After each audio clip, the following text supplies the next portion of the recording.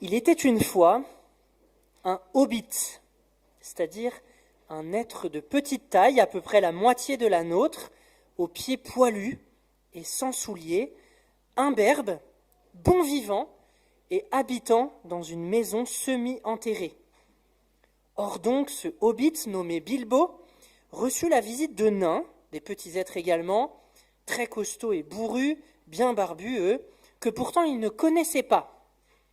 Après que ces derniers soient entrés chez lui, le pauvre petit hobbit s'assit dans le vestibule de sa maison et mit sa tête dans ses mains, se demandant ce qui allait arriver et s'ils allaient tous rester pour dîner. Alors la sonnette retentit plus fortement que jamais, et il dut courir à la porte. Ils n'étaient pas 4 de plus finalement, mais 5. Un autre nain était arrivé pendant qu'il se posait des questions dans le vestibule. À peine avaient-ils tourné le bouton qu'ils étaient tous entrés, et qu'ils saluaient en disant l'un après l'autre « Pour vous servir ». Ils s'appelaient Dori, Nori, Ori, Oin et Gloin, et presque aussitôt 2 capuchons pourpres, un gris, un brun et un blanc, se trouvèrent suspendus au pater, et ils allèrent retrouver les autres à la queue leu-leu, leurs larges mains enfoncées dans leur ceinture or ou argent. Cela faisait déjà presque une foule. Certains demandaient de la bière blonde, d'autres de la brune, un du café, et tous des gâteaux. Aussi le hobbit fut-il très occupé durant un moment. Le temps que Bilbo eut entassé toutes les bouteilles, les plats, les couteaux, les fourchettes, les verres, les assiettes, les cuillères et tout sur de grands plateaux, il se sentit tout transpirant, congestionné et très contrarié. « La peste soit de ces nains !» s'écria-t-il tout haut. « Que ne viennent-ils pas m'aider un peu ?» Voilà, comme ça, pareil. Jusqu'ici, notre lecture, non pas de la parole de Dieu, mais du roman Bilbo le Hobbit de Tolkien. Si je vous ai lu cet extrait de roman, c'est parce que l'attitude de Bilbo dans ce texte évoque fortement l'attitude de Marthe dans le texte biblique que nous allons lire. Écoutez plutôt, je vous invite à lire avec moi dans l'Évangile, selon Luc au chapitre 10, les versets 38 à 42. Évangile selon Luc, chapitre 10, du verset 38 jusqu'au verset 42.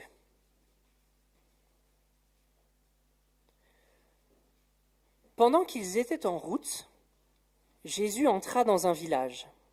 Là, une femme nommée Marthe l'accueillit dans sa maison. Elle avait une sœur appelée Marie. Celle-ci vint s'asseoir aux pieds de Jésus et elle écoutait ce qu'il disait. Pendant ce temps, Marthe était affairée aux multiples travaux que demandait le service.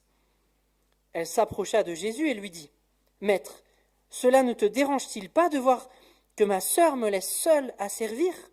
Dis-lui donc de m'aider. » Mais le Seigneur lui répondit « Marthe, Marthe, tu t'inquiètes pour beaucoup de choses. Il n'y en a qu'une seule qui soit vraiment nécessaire. Marie a choisi la meilleure part et personne ne la lui enlèvera. » Amen. Je vous invite à prier. Seigneur, ta parole est la vérité. Transforme-nous par ta vérité. Remplis-nous de ton esprit pour que nous écoutions ta parole et que nous nous laissions guider, bousculer peut-être par elle, pour que nous vivions davantage comme tes disciples et à ton image. Amen. Dans ce texte, Marthe est une hôte exemplaire. Il faut le dire, je crois, le souligner avant de montrer en quoi son service pose problème. Jésus et ses disciples sont en voyage, ils sont en route vers Jérusalem. Ils passent par un village dont Luc ne nous dit pas le nom, mais on sait par l'évangile de Jean notamment que Marthe et Marie vivent dans un village au nom de Béthanie. Et Jésus et ses disciples ont donc besoin de l'hospitalité. Pas d'hôtel à cette époque comme aujourd'hui. Ils ont donc besoin de l'hospitalité de l'habitant. Et Marthe les accueille. Elle accueille Jésus tout du moins, puisqu'après le premier verset, il n'est plus question des disciples, mais on peut imaginer qu'ils sont accueillis avec Jésus dans cette maison de Marthe. Et Marthe les accueille sérieusement, elle s'affaire, nous dit le texte, aux multiples travaux que demandait le service. Elle est investie dans l'accueil qu'elle réserve à Jésus. Ce n'est pas à moitié qu'elle accueille Jésus, elle est investie dans cette hospitalité. Elle accueille Jésus et elle l'appelle respectueusement Seigneur. Et pourtant, le texte dresse un contraste entre l'attitude des deux sœurs, celle de Marthe d'une part et celle de Marie d'autre part. Et puis Marthe, dans ce contraste avec sa sœur, Marthe vient se plaindre auprès de Jésus du comportement de Marie, qui ne l'aide pas pour toutes les tâches, tous les travaux que demande le service, que demande l'hospitalité. Et Jésus répond à Marthe et tranche le débat que Marthe initie, tranche le contraste qui est dressé par le texte entre l'attitude des deux sœurs en donnant raison à Marie. Par cette réponse, Jésus indique que le service accompli par Marthe pose problème.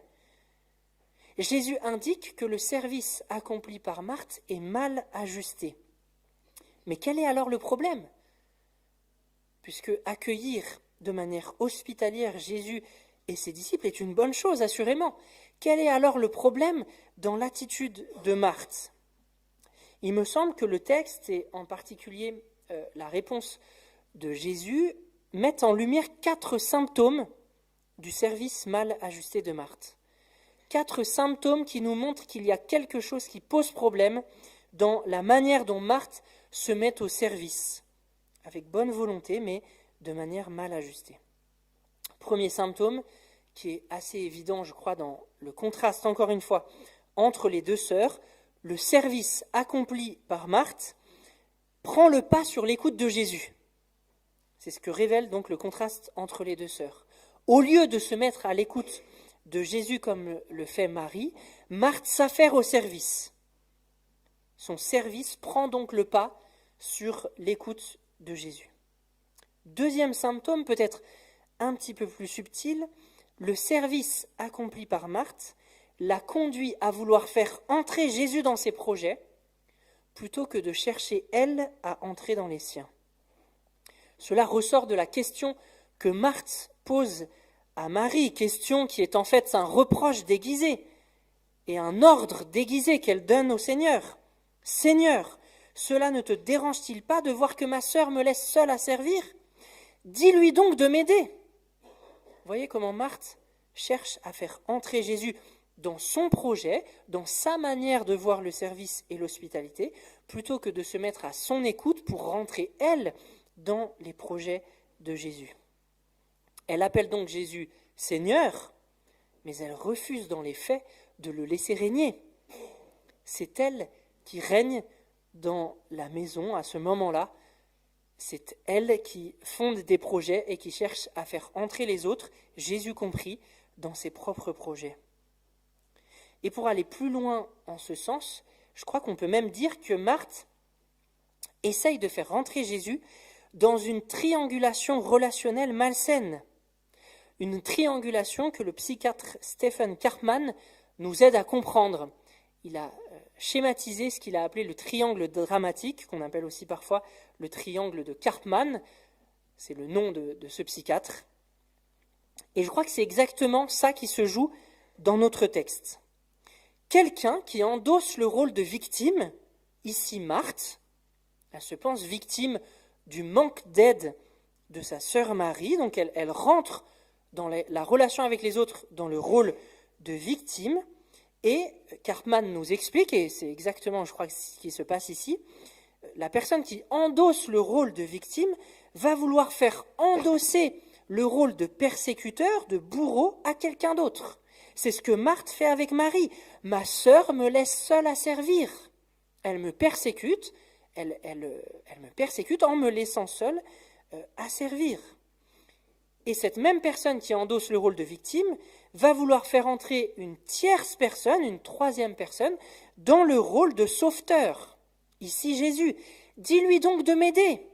Je suis victime, ma sœur Marie me persécute, viens dans la relation entre dans le triangle relationnel pour venir me faire droit, pour venir reconnaître que je suis une victime, que je suis persécuté et que j'ai besoin d'être sauvé de cette persécution.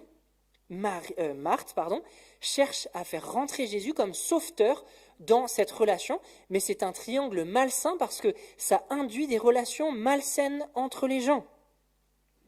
Jésus, ici comme dans d'autres nombreux textes des évangiles, fait preuve d'une grande sagesse face à la manipulation.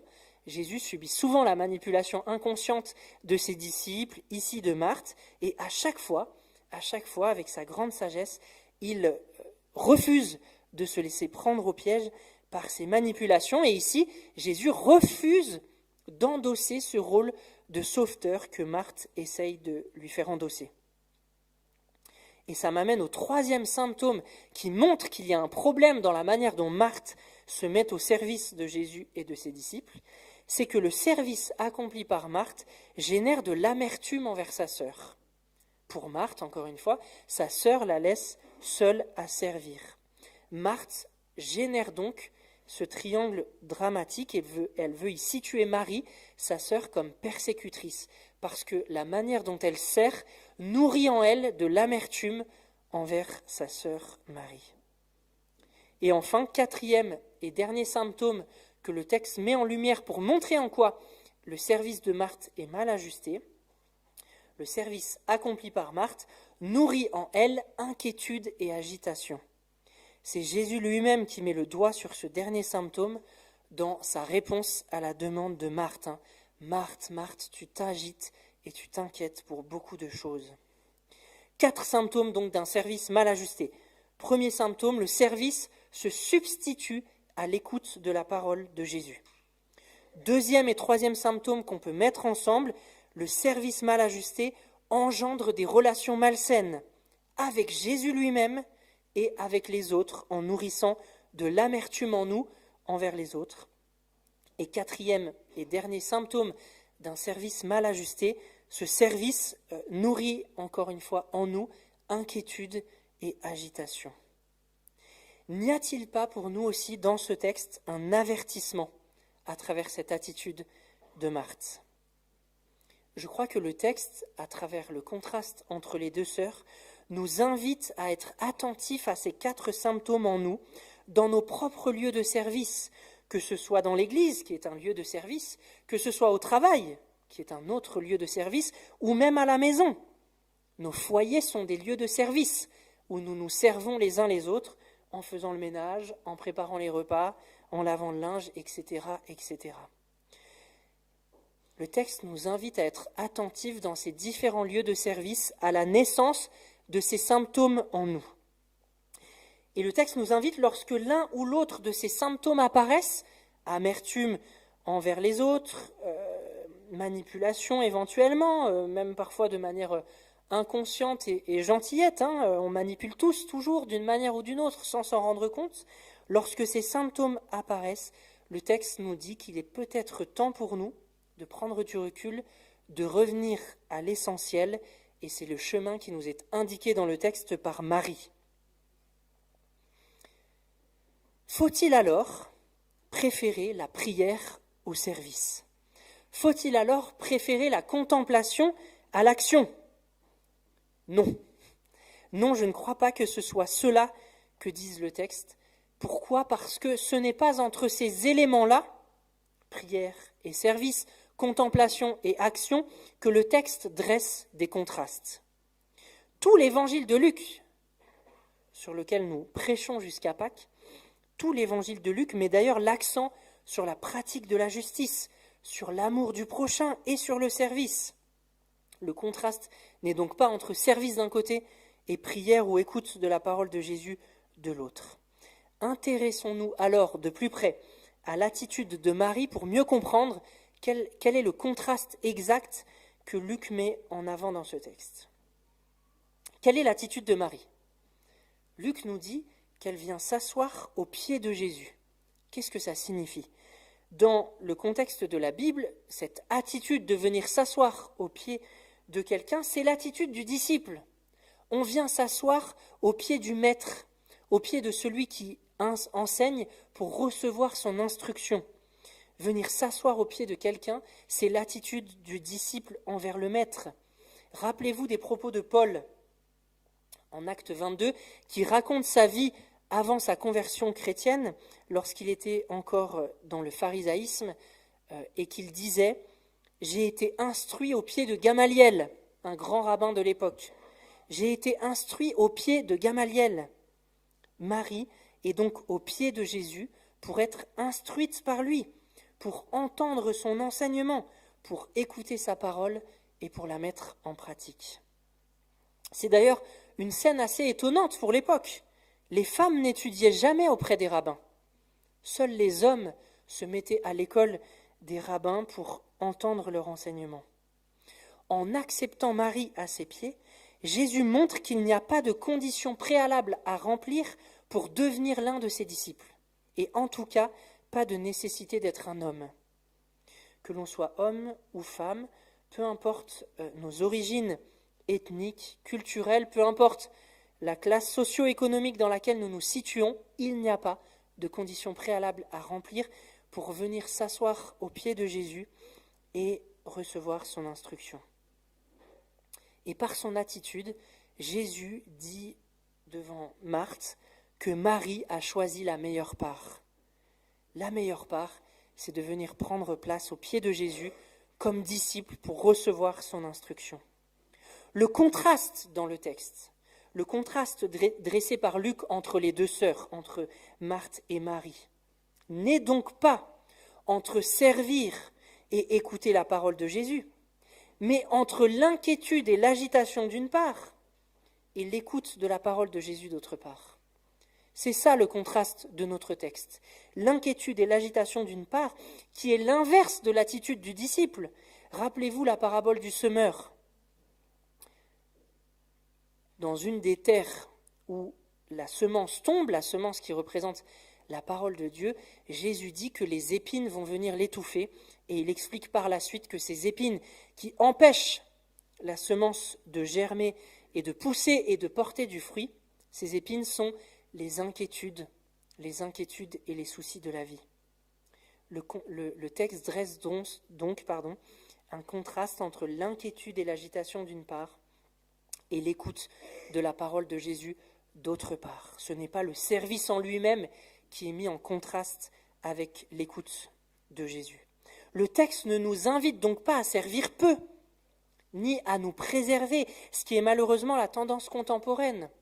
Notre culture pousse, je crois, de manière pas toujours très saine ou très ajustée, à une préservation de soi.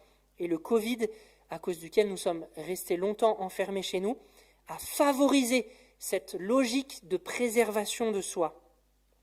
Mais ce n'est pas à cela que le texte nous invite, contrairement à ce qu'on pourrait croire en première lecture ou avec une lecture un peu superficielle de ce texte. Non, je crois qu'il faut plutôt le formuler ainsi, le texte nous invite à ne pas donner ce que nous n'avons pas reçu. C'est ça qui conduit à l'épuisement, qui conduit à l'amertume que l'on constate chez Marthe. C'est lorsqu'on donne ce que nous n'avons pas reçu, lorsqu'on donne plus que ce que nous recevons. Pour le dire autrement, nous sommes invités à déborder de la vie et de l'amour que nous recevons de Dieu. Mais ça signifie que nous devons sans cesse, constamment recevoir cette vie et cet amour de Dieu, que nous devons donc entretenir notre relation avec Dieu pour recevoir cette vie et cet amour et en déborder. Mais vous comprenez que nous sommes ainsi non pas invités à rentrer dans une logique comptable du service, qui est une tentation permanente, une logique comptable où on se dirait « là j'ai peut-être déjà un peu trop donné, maintenant il faut que je donne moins ». Ce n'est pas à cela que la Bible nous invite. Elle nous invite plutôt à veiller à ne pas donner plus que la vie et l'amour que nous recevons de Dieu.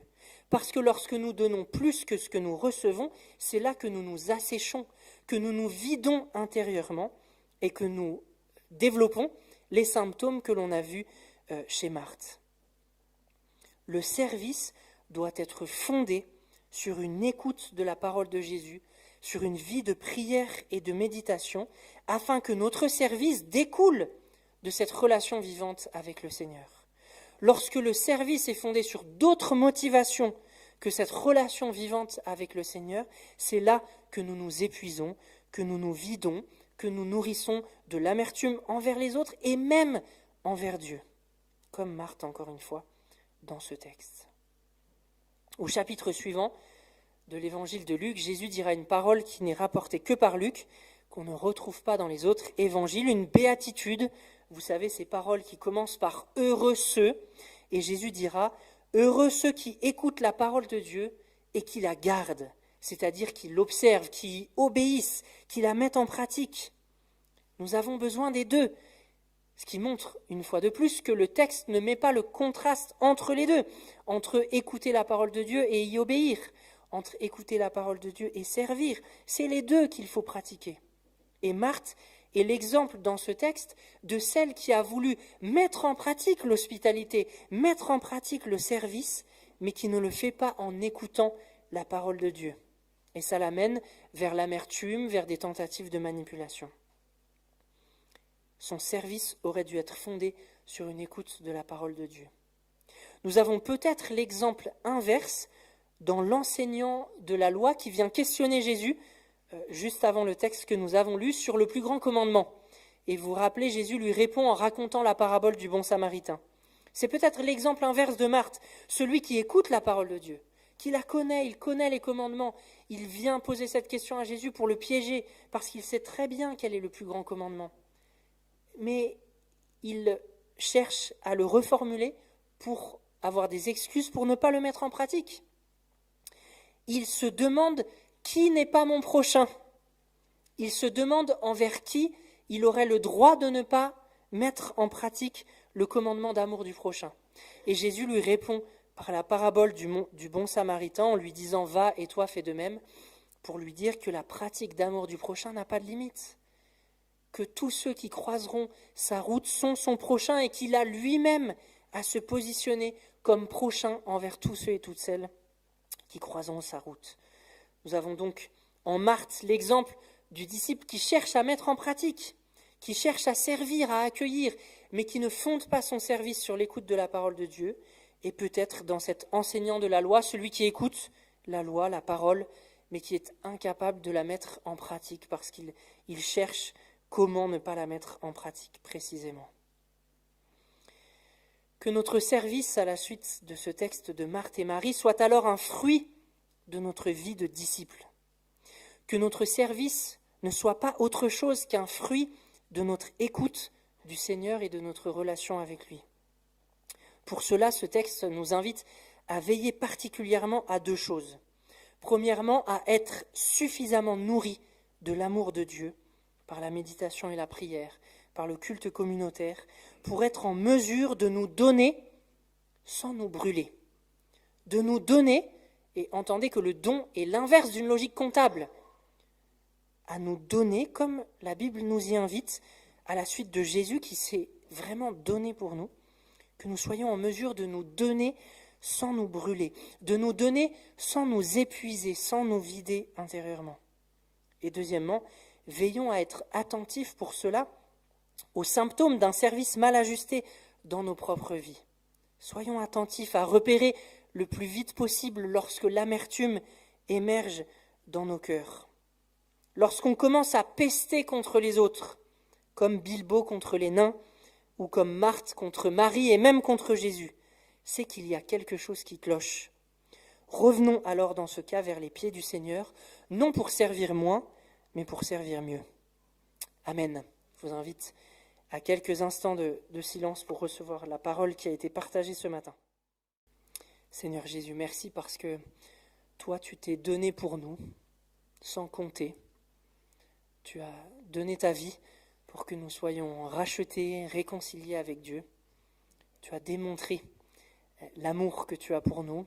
Tu as déversé par ta mort et ta résurrection ta vie en nous, qui nous est offerte par la présence de ton Esprit. Seigneur, à ta suite, nous voulons nous offrir, comme Paul nous y exhorte, en sacrifice vivant, saint et agréé par toi. Ce n'est pas dans une logique comptable que nous voulons nous mettre au service dans ton Église, au service dans le monde par nos engagements professionnels, ce monde que tu aimes tant, dans nos familles, où tu nous places aussi pour servir. Ce n'est pas dans une logique comptable que nous voulons servir, mais c'est en nous donnant nous-mêmes sans pourtant nous perdre ni nous épuiser. C'est sur notre relation avec toi que nous voulons fonder ce service, que ce service soit débordement de vie et d'amour. Vie et amour que nous recevons par ton esprit dans la relation à toi, par la prière, par la méditation de ta parole, par le culte communautaire que nous vivons avec les frères et sœurs que tu nous as donnés. Seigneur, donne-nous d'être attentifs aux symptômes qui nous envahissent parfois comme ils ont envahi Marthe dans ce texte. Donne-nous d'y être attentifs pour ne pas nous enfermer dans cette amertume et dans cet épuisement, mais pour revenir à la meilleure part, à tes pieds, pour recevoir de toi cette force de retourner vers l'Église et vers le monde pour manifester ton amour dans notre service. En ton nom Jésus. Amen.